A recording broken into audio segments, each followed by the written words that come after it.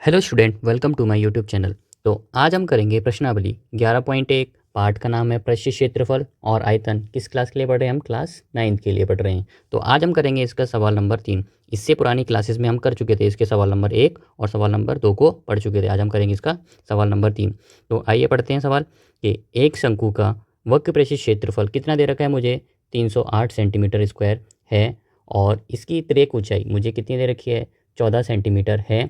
तो ज्ञात करना है मुझे फर्स्ट पॉइंट यानी आधार की त्रिज्या यानी आर का मान मुझे ज्ञात करना है और शंकु का कुल पृष्ठ क्षेत्रफल ज्ञात करना है। तो इसको कैसे समझते हैं? डायग्राम से समझते हैं कि शंकु दे रखा है मुझे, क्या दे रखा है मुझे? एक शंकु दे रखा है।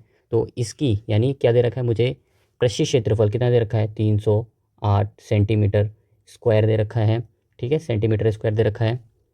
और इसकी क्या दे रखी है मुझे? तिर्यक ऊंचाई, तिर्यक ऊंचाई यानी एल का मान मुझे कितना दे रखा है? 14 सेंटीमीटर मुझे दे रखा है। तो मुझे क्या निकालना है? इसकी आधार की त्रिज्या निकालनी है यानी त्रिज्या का मान यानी आर का मान मुझे इसमें ज्ञात करना है। तो इसमें ये बना लेता हूँ।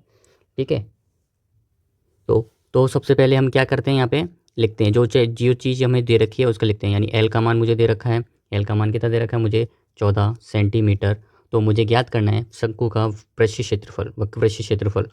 वक्र पृष्ठीय क्षेत्रफल क्या होता है? शंकु का पृष्ठीय क्षेत्रफल बराबर होता है पाई आर एल। कितना होता है? पाई आर एल होता है। तो यहाँ पे मान रख देते हैं। पृष्ठीय क्षेत्रफल का मान मुझे कितना दे रखा है? 308 दे रखा है। ये यहाँ से दे रखा है मुझे 308 दे रखा है। और पाई का मान पता है 22/7 होता है। और आर का मान मुझे ज्ञात करना है। और एल का मान कितना दे रखा है मुझे? 14 सेंटीमीटर दे रखा है। और यहाँ पे मैंने क्या कर दिया? सभी के मान रख दिए। अब देखना, इसको 7 से इसको भाग कर देते हैं। कितनी बार जाएगा? 2 बार जाएगा। अब जो बचा उसको यानी आर को यहीं रहने देंगे और जो बचा यानी 22 को, किसको? 22 को और 2 को यहाँ से हटा करके इसके नीचे भेज देते हैं। तो लिखते हैं यहाँ पे क्या बचेगा? 308 22 नीचे आ जाएगा और गुणा में कितना आ जाएगा मेरे पास? 2 भी नीचे आ जाएगा। यहाँ पे क्या बचेगा मेरे पास? आर बचेगा। अब देखेंगे 2 से इसको काटा जाएगा यानी डिवाइड कर लेते हैं, भाग कर देते हैं इसका। तो यहाँ से हम देखेंगे 2 से इसको काटेंगे, ये कटेगा 154 बार कटेगा। और फिर दोबारा 2 से काट देंगे इसको, तो ये कितनी बार कटेगा? 77 बार कटेगा। और यहाँ पे कितना आ जाएगा? 11। और 11 से ये 77 कटेगा कितनी बार? 7 बार कटेगा। तो कहने का मतलब क्या है? आर का मान मेरे पास कितना आया? 7 सेंटीमीटर। और पहले वाले सवाल में मुझे यही ज्ञात करना था, ये हमने इसको निकाल दिया। अब सेकेंड पार्ट पढ़ेंगे इसका।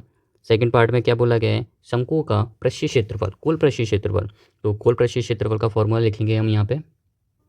ये होता है हमारा शंकु का कुल पृष्ठीय क्षेत्रफल का फॉर्मूला। यहाँ पे भी मान रख देते हैं कि मान 22/7। आर का मान वही रखेंगे, आर का मान अभी निकाला है हमने, आर का मान 7 रखेंगे। एल का मान कितना है मेरे पास? 14 अभी निकाला था, दे रखा था मैं। और आर का मान कितना दे रखा है मेरे पास? दोबारा 7। अब देखेंगे इनको जोड़ लेते, देखना 7 से 7 को काट देते हैं तो यहाँ कितना बचेगा? 22 बचेगा। गुणा, तो कितना आ जाएगा यहाँ पे? 7 और 14 को जोड़ेंगे तो कितना आ जाएगा? 21 आ जाएगा। अब 21 और इसको गुणा करेंगे तो मेरे पास कितना आ जाएगा? 662 कितना आ जाएगा? Centimetre square. इसी तरह हमारा क्या होता है? ये दूसरा वाला भी हल होता है। अब हम इसका अगला सवाल करेंगे अगले पेज पे। तो हम पढ़ते हैं इसका सवाल नंबर 4। क्या दे रखा है कि शंकु के आकार का एक तंबू है, यानी शंकु के आकार का एक तंबू है मेरे पास। और उसकी ऊंचाई यानी एच का मान मुझे कितना दे रखा है यहाँ पे? और उसके आधार की त्रिज्या यानी आर का मान दे रखा है मुझे और एच का मान दे रखा है। ज्ञात कीजिए कि तंबू की तिर्यक ऊंचाई ज्ञात करनी है यानी एल का मान मुझे ज्ञात करना है यहाँ पे।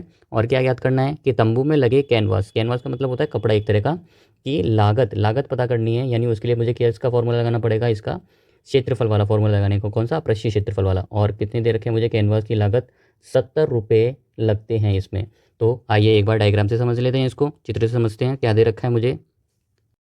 तो चित्र में देखते हैं कि आर का मान मुझे कितना दे रखा था, यहाँ से बना लेते हैं। आर का मान कितना दे रखा है मुझे? 24 दे रखा है, 24 मीटर दे रखा है। और यानी एच का मान भी दे रखा है मुझे, एच का मान दे रखा है मुझे 10 मीटर दे रखा है। यानी ये आर का मान है और ये किसका मान है? ये एच का मान है। किसका मान मुझे निकालना है? एल का मान निकालना है मुझे, यानी तिर्यक ऊंचाई। तो तिर्यक ऊंचाई निकालने का क्या फॉर्मूला था? हमने पढ़ा भी था कि हल लिखेंगे यहाँ पे। ये तिर्यक ऊंचाई, तिर्यक ऊंचाई यानी एल बराबर क्या होता है? अंडर रूट में एच का स्क्वायर प्लस आर का स्क्वायर। और मुझे पता है एच का मान कितना दे रखा है? 10 और आर का मान कितना दे रखा है? 24। तो ये दोनों मान कहाँ से रख देंगे? ये दोनों मान यहाँ से उठा करके इस वाले में रख देंगे। तो लिखते हैं यहाँ पे क्या हो जाएगा मेरे पास? अंडर रूट चलेगा, पहले से वर्गमूल चलेगा।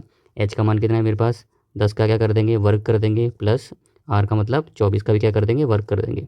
अब देखना 10 का वर्ग आपको पता है क्या होता है, 10 का वर्ग का मतलब होता है 10 गुणा 10, यानी कितना आ जाएगा, 100 आ जाएगा। और 24 का कितना होता है मेरे पास, 576 होता है। आप दोनों को जोड़ेंगे, दोनों को जोड़ने पर कितना आ जाएगा, 676 हो जाएगा। अब देखना यहाँ पे क्या चल रहा है, एल, और 676 किसका वर्गमूल होता है, 676 होता है हमारा किसका होता है, 26 का होता है। यानी हमने क्या कर लिया, एक चीज़ तो हमने ज्ञात कर ली, यानी पहला वाला सवाल इसमें हमने पूछा था वो हमने कर दिया। कितना आया मेरे पास, 26 आया, वो भी किस में आएगा मेरे पास, यहाँ पे आएगा क्या, मीटर में आएगा। तो यहाँ पे मीटर भी लिख देते हैं। ये पहला होता है हमारा सवाल। अब हम करेंगे इसका दूसरा पॉइंट। दूसरे पॉइंट में बोला है क्या निकालना, पहले तो इसका वक्रपृष्ठ का क्षेत्रफल लगाएंगे। तो वक्रपृष्ठ का क्षेत्रफल का फॉर्मूला लिखते हैं सबसे पहले हम। तो क्या इसका वक्रपृष्ठ का क्षेत्रफल, अब मान रखते हैं 22, पाई का मान होता है मेरे पास 22/7, और आर का मान अभी हमने पता है कि कितना निकाला था, 24 होता है, ठीक है। और एल का मान अभी हमने यहाँ से ज्ञात किया था, तो यहाँ पे कितना हो जाएगा मेरे पास, यहाँ 26 हो जाएगा। अब इसको यहाँ से क्या करेंगे, सीधा हल करेंगे। तो हम क्या करते हैं, 24 और क्या करते हैं 22 का गुणा कर लेते हैं। तो इनका गुणा करने पर कितना आ जाएगा मेरे पास, 528 आ जाएगा, और गुणा 26, और नीचे कितना चल रहा है मेरे पास, 7 चल रहा है। अब क्या कर लेते हैं, इनका 528 और 26 का भी गुणा कर लेते हैं। तो इनका गुणा करने पर कितना आ जाएगा मेरे पास, 13, कितना आ जाएगा, 13,728, और बटे में कितना चल रहा है मेरे पास, 7 चल रहा है। और किस में आया है, मीटर स्क्वायर में आंसर आया हमारा। अब मुझे क्या निकालनी है, इसकी लागत निकालनी है। तो लागत निकालने के लिए क्या करेंगे, ये जो आया यानी 70 से ये जो आया उसका क्या कर देंगे, गुणा कर देंगे। तो क्या वो लिखेंगे यहाँ पे, ये लागत, क्या लिखेंगे, लागत बराबर क्या हो जाएगा, ये जो दे रखा है, ये जो आया मेरे पास 13,728 बटे में गुणा कर देंगे किससे, 70 से गुणा कर देंगे। देखेंगे इसका इससे गुणा भाग करेंगे, तो भाग करने पर कितना आ जाएगा, ये 10 बार कट जाएगा। और जब इसका इससे गुणा कर देंगे कितना आ जाएगा, 13,728, और ये 10 से गुणा कर देंगे तो ये 0 इसके साथ हो जाएगी। यानी इतने रुपए इसके कैनवास में यानी कपड़े में लगेंगे। इसी तरह दोनों हमारे क्या हो जाते हैं, इसी तरह हमारे दोनों यानी एल का मान आ गया मेरे पास, और ये क्या आ गया मेरे पास, लागत आ गई। तो इस सवाल में कोई दिक्कत है तो इस वीडियो को आप दोबारा भी देख सकते हैं, और ऐसी वीडियो और चाहिए तो इसके लिए चैनल को क्या करें, सब्सक्राइब करें।